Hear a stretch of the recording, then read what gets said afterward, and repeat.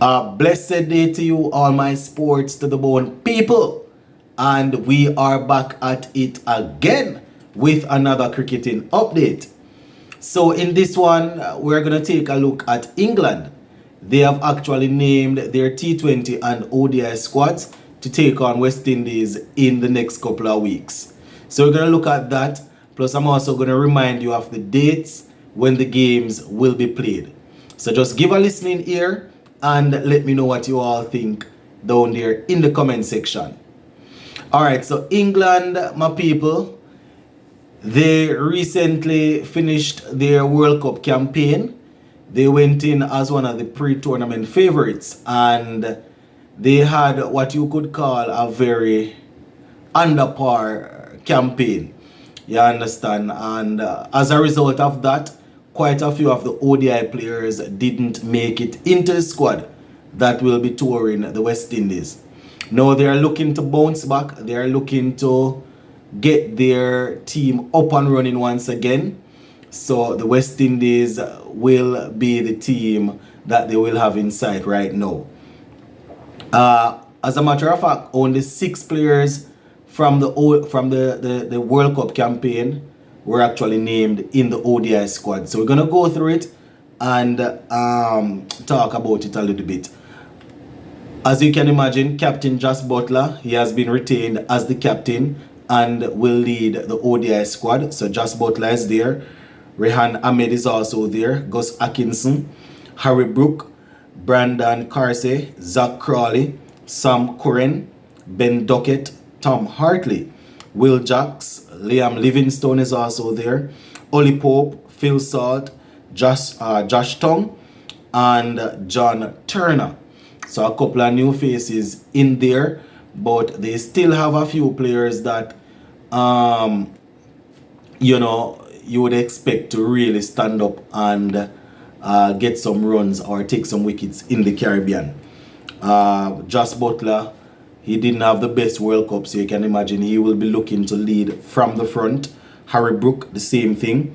He's what they are calling the golden boy these days. Zach Crawley, he likes to score big when he scores. He likes to go big, so he's also there. Now for the T20 squad, they have Jos Buttler once again captain in the team. Ahmed is also there. Moeen Ali, Gus Atkinson, Harry Brook, Sam Curran, Ben Duckett, Will Jacks, Liam Livingstone, Timal Mills, Adil Rashid, Phil Salt, Josh Tongue, Reece Topley, John Turner, and Chris Wokes. So those are the players that they are taking to the Caribbean.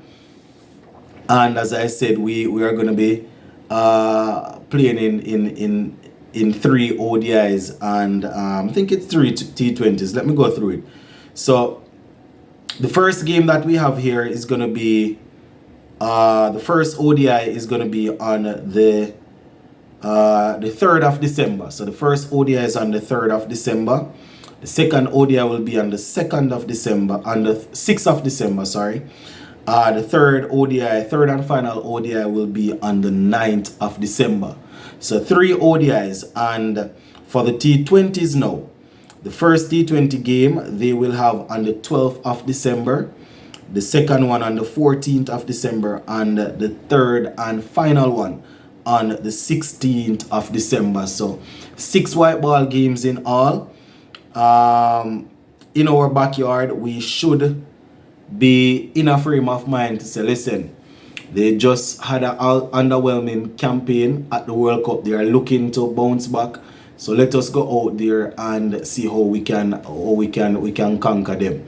I mean, some might say it's wishful thinking, but going into any series, that has to be the mindset. The mindset has to be to try and win the series. So 3 ODIs and 3 T20s for us to think about.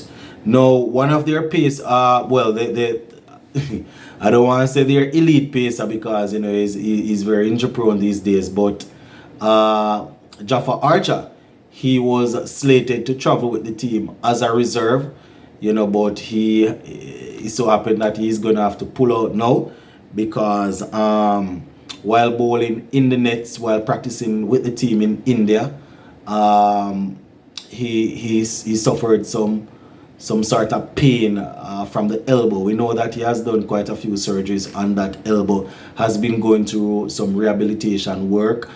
So I'm assuming during net training, based on what I'm seeing here, he had some pain in the elbow, and they decided that it's best to basically keep him back a little bit and continue to run some tests and let him continue the recovery period there. So that is how it is looking, my people, in terms of that. Now, a couple of players, they have decided to rest. They have decided to rest a couple of players from this series. So Joe Root, they have decided to rest him. Johnny Bairstow and Mark Wood, they have all been rested as they prepare for the test series in January. They have a test series coming up in January, so they have decided to rest them. Ben Stokes will be looking after his knee. You understand, looking to do some operation on his knee problem, and will be looking to do some recovery there. So those guys have been rested. Dawoud Melan, they have decided to drop him. So Moeen Ali and Chris Wokes, they are also out of the ODI squad. You would have heard me mention their names just now, but only in the T20 team. So that is how their side is. The squads are looking, my people. So over to the West Indies now. I think it's about time I start to look at a few players that would possibly make it into the ODI and T20 squads as we look to take on England. It's just so unfortunate that with the Super 50 just finishing up, you don't see a lot of names jumping out, you don't see a lot of new names just popping out that you can say yes, it's good, and we can give them an opportunity as we look to build towards the future. But when all is said and done, whatever squad is selected, people are always gonna have their say, because some people believe that this man will probably do better than this man or whatever. So just going to continue to wait and see how Desmond Haynes will match things up. Yesterday in a video I spoke about the players that he selected for the West Indies A tour of South Africa. Quite a few players that would have done some work in the last Super 50, the last tri-series that we had, the Headley Weeks tri-series, and a few of them that would have done well in the Super 50 also. So for the ODI and T20 series coming up, let us see how things will work. Let us see who will get in and who will not. Gonna leave this one right here for now, my people. Sports to the bone. Big up.